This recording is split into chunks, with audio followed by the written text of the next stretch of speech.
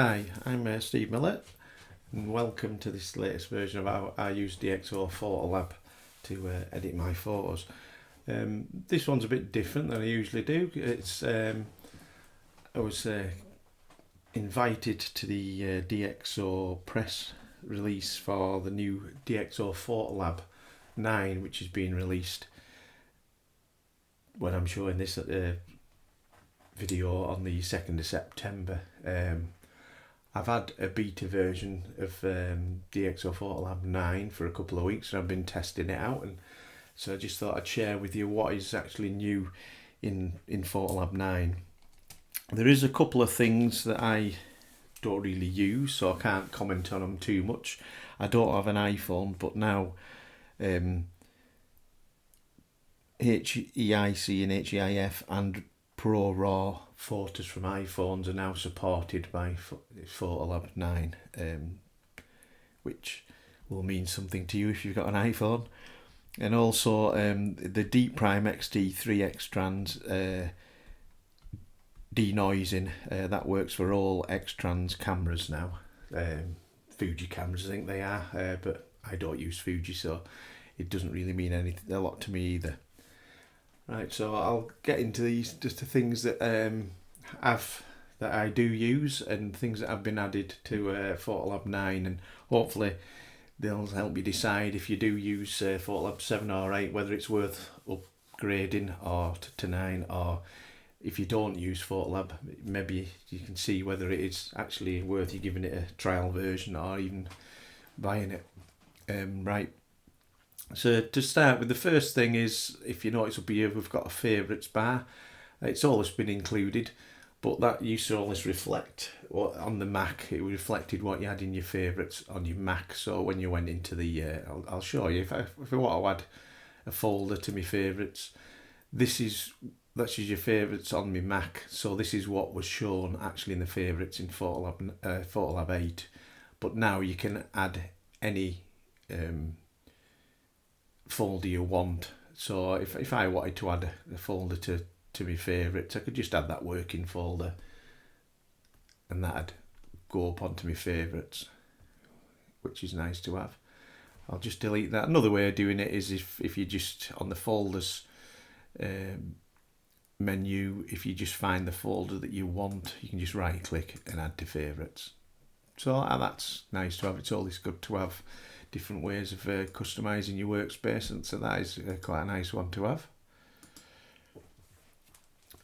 Another thing in the photo library, if I'll just show you now, I have been practicing on this, so I'll just remove that. But stacking, if you probably any eagle-eyed there, they've probably realised what I've done there, but yeah, stacking has been added to Photolab 9. So it's like these, I've got these photos, I've got a few of a Rhodian at the end, I've got a few of a Fox. So if I just select all the Rhodia photos and I can say create a stack, and that'll just stack all my Rhodia photos together, and same with the Fox, I can just say create a stack from the Fox images. So it just cleans up your workspace. It's nice to have stacking. I mean, a good thing this is if you do focus stacking, for my macro photography, it'd be quite good for stacking the images for a focus stack together, or even panoramas. If you've took half a dozen images that you want to stitch together in a panorama, you could actually put them into a stack. So just another way of organising your images really, which is always nice to have. If I'll just open these up. Another thing that's been added, which is quite a good one for me, for my sports photos, is now for batch renaming. As you can see, I'll just show you how I've go through this. If I wanted to rename these images, same again, I could just say, right, I want to be row book. I can add a sequence, but there's a few things you can add now. It's like intelligent renaming really. If I wanted, I could say shot date. I want maybe the year on there. then I'll do an underscore, and I'll say next I want a sequence like a counter, so 2 digits, and you can say where you start from, how many digits are on this counter.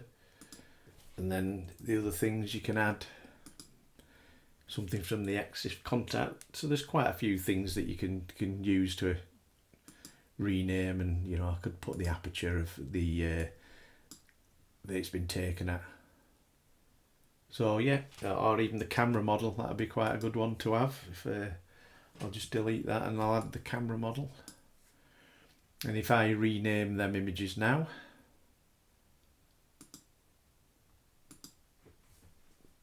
you can see there, it's the roebuck with the, there's the counter, and then the camera is in OM1.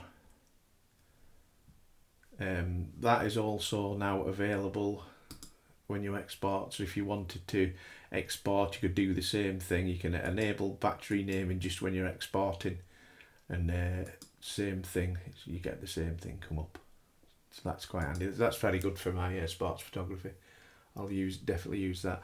I mean, if you wanted, you could keep your image, your raw image file names as they were, and just change them on export. It's just another way of organising your images, really. That's another good one to have. That's about it in the photo library. This is where we come to the exciting stuff. When it comes to the local adjustments. I'll just show you this one as well while we're here. Now in the Customise tab, you can actually have your projects. This wasn't available in Photolab 8. You had to have it, it was only available in the Photo Library tab. Now in the Customise tab, you can add the projects. You can add it to any of these. If I wanted to add it to the, not that I'd want to, if I wanted to add it to the watermarking palette that I've got there, you just go and say, right, I want my projects to be shown under there, and if I open that up, the projects would be shown under there, which I wouldn't want to do. So what I've done, I'll just take that off there. So what I've done, I'll take it off the watermarking. I have added I've just gone up and added a palette which I've called projects. I've created my own palette, and then under there I have just added the projects. Just another way of organising your images to make it easy to get at, so you're not having to go between the photo library and the Customise. Not something I'd used a lot of, but I have used it for this, so maybe I will start using it. Right, this is where the most exciting things have been added, and it's with AI masking. Now for your local adjustments have changed. Now we have got AI masks. I'll just go through another thing that they've changed is the auto brush. How the auto brush works. It used to be a bit of a pain where you couldn't actually see the mask that it was creating with the auto brush, but now if I go into auto brush, when I paint a mask on, as you can see, it's like in real time, it's adding the mask as I go along. So that's nice to have, because you never used to be able to actually see what the mask was doing when you do using the auto mask. So that is quite good. That is definitely a nice to have update for the if you use auto mask a lot. I'll just reset that. But you probably will not be using the auto mask, the auto brush mask a lot because of the eye mask that's coming. Oh, another thing that's changed is we don't have the eraser anymore. The eraser's been changed because now if I just draw a bit of a mask on there, so the eraser is now down here. It's like a negative brush, so you can just click on that, and that instead of the eraser we've got that. Or you can just hold the option key and it turns the brush into an eraser. So just another way of doing things, which I suppose, yeah, you don't really need the eraser when you just use a negative brush. This this is the new thing that everyone's been asking for, really, been waiting for. It's the AI masking. Very nice to have. I have used it a bit, and I can tell you that it does work very well. If we just go in, I'll just go through a few things. If I go select subject on this image, it'll go away. It didn't take too long, and there is, it's masked the subject, the deer. Nice soft mask, yeah, quite good. You can add and subtract to this mask if you think it's just there between the antlers, that it's just added a bit that it didn't want. So you can, if you say add, and then you can use it, maybe a control point, a negative control point, and just delete that bit of that was between the antlers, so you can actually add and subtract to the AI mask that you've created, which is quite nice. In any way, I mean, if I thought, right, I want to add some of this grass to that mask, not that I would on this, but if I wanted to, I could just say, right, I want to add a bit more, I'm going to add a grad mask on there, and that is all within that one mask. So that's very nice to have. I'll just reset that. I'll just show you how it works for a landscape image. You probably noticed there at the top we've got a sky select, so if I just detect the sky, it comes up and makes a nice selection of the sky there. So now I could go in, drop the exposure up, just really speeds up your workflow. Also for this, if I wanted to add another mask of maybe the stone, I could say, right, I want to add another mask, and I can use down here, you can add a selection. So now when you hover over, it's, for some reason it's not working when I'm recording, but usually when you hover over what you want to select, it'll show you what it's going to select for you. I'll just see how it works. If I just there, it has selected that well. You can see it hasn't selected the grass down here. If I wanted to add that, it's the same again. I'd just say, right, I want to add, and I want to add that little bit of mask, so I'll add there, and that is all within that one mask now. So that is good. I'll just delete that mask. The other way you can select things, oh, there, it's hovering now. You can see how it's working. That's how it works. You can use an area if you want. So now add area, and if I drag a square over that, it's added the stone. And as you can see, it does a very good job of creating the mask. It's the same thing if I wanted, I could add a bit of mic contrast. I don't know, just go something so you can see how it's working, the luminance and the saturation. It's, it really does speed up your workflow. You're not having to use auto masks and things. It's a bit more, control points are good, but it would spill over in the sky more than this does. And with being able to sort of use the eye mask and use control points with them, it's very good masking tool now. I'll just go through some more. Let's see what we've got. We've got people. So this is an easy one for it. So let's see how it does with this. I go people. Yeah, very good mask. That was an easy one. Has got limitations. I mean, it's AI, it's not perfect. If I go into this image, and if now, obviously, if I say select people,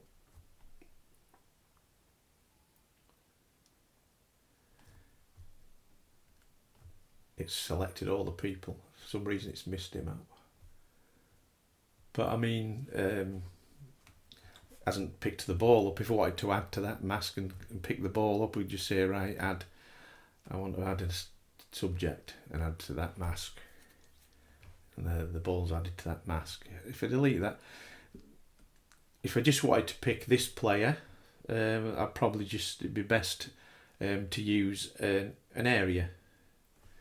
So if I just drag a square over that one player, it's done quite a good job of picking him up, and then I could do within that mask I could add another area. So yeah, it is very good. Usual thing, like you used to be able to do once you've created that mask. If you want, you can duplicate it and then invert it. So that's picked the background now. So if I wanted, I could do a colour pop on this image quite easy now. I could just say, right, that background mask, take all the colour off there. For this mask, maybe I could add a bit of mica contrast and a bit of contrast. And there's a quick colour pop with, and as you can see, the mask, it has done a good job. Very similar to, I don't know if you use Affinity Photo, but Affinity Photo is very similar, but it doesn't have these options. It just has the subject and the drag the area, but it's very similar.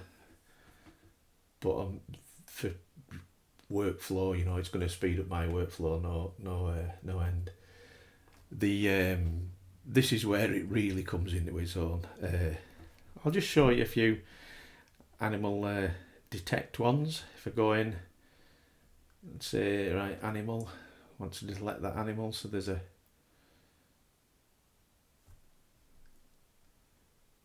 you go, yeah, quite good. It's just missed a little bit out on the ear, but you could paint a little bit in, or just use a control point, or that would probably be good enough actually. We'll just try one on the on this dipper shot. It's quite an easy one for it, this, I should think. So if we go animal, I should pick up that bird quite easily. There we go. I mean, on this, I'd probably want to add the rock as well. I just leave the background. So for that, I could just say, right, add that area. And there we go, and that's within that mask. So as you can see, once you get used to it, I mean, I've only just started using it myself.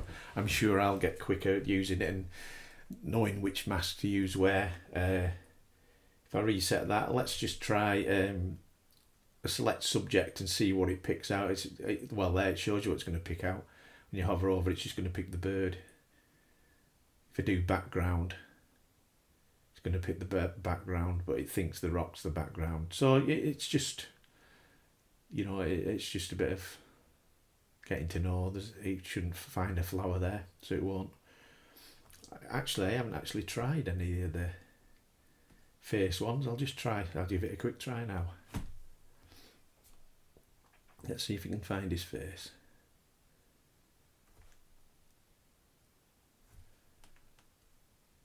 Yeah, done a good job.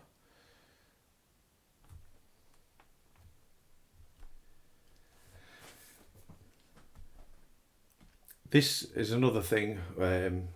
This is what I'm quite excited about. Is these next bit, where I've created the mask of this hair, right? And now I'll just see if it picks the background. I mean, I could duplicate and invert that mask, or I can just use background. I'm sure it'll pick that background up quite easily, which it has. So if I go into this mask of this hair, something else that's different now on the masks, you can actually use the deep prime in the lens sharpness. You can use the denoising and the lens sharpness separate on the mask. You don't have to do it on the whole image now. You can actually just do it through masks. So you do have to use the same. It's like if I go into the detail, I've got that set at deep prime. If I set it at deep prime XD2, you'll see that this has changed. So the masking is same as what you have in the detail. But I mean, this is, I'll definitely be using this. So for that, I mean, I could just add a bit of sharpness, maybe just up the mid-tones a little bit, even the maybe just warm that hair up a little bit. Just do me tweaks just on that mask, bit of mica contrast maybe.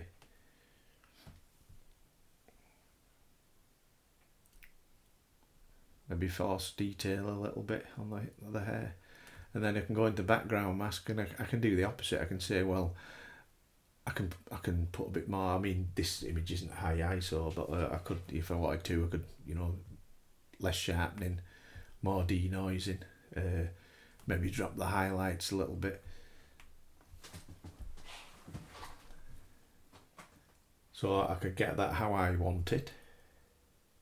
Close that down, and now I can say,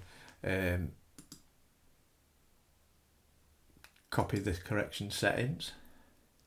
Can go into this image and I can say paste all the correction settings, and if you look, it'll go away.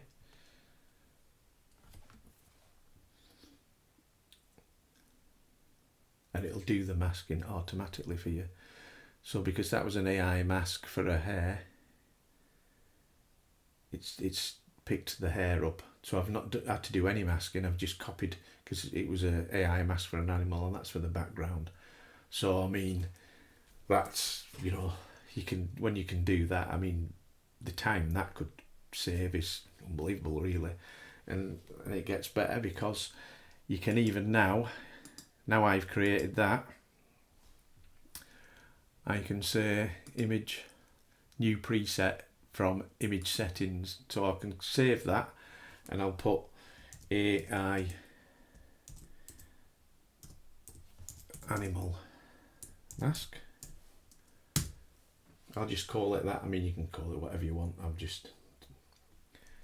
Now if I go into there, in fact, I won't have to go into that one, I'll go into this one and I'll reset that image if it needs resetting. It doesn't, I haven't got anything on that.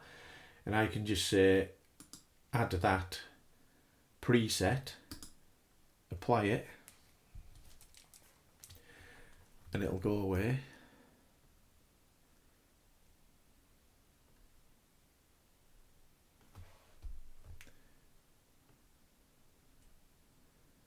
And I've added them presets to that image. Didn't work on this one, but you can see where I'm coming from. I mean, it is intelligent where on the presets and copy paste select your settings, it is intelligent.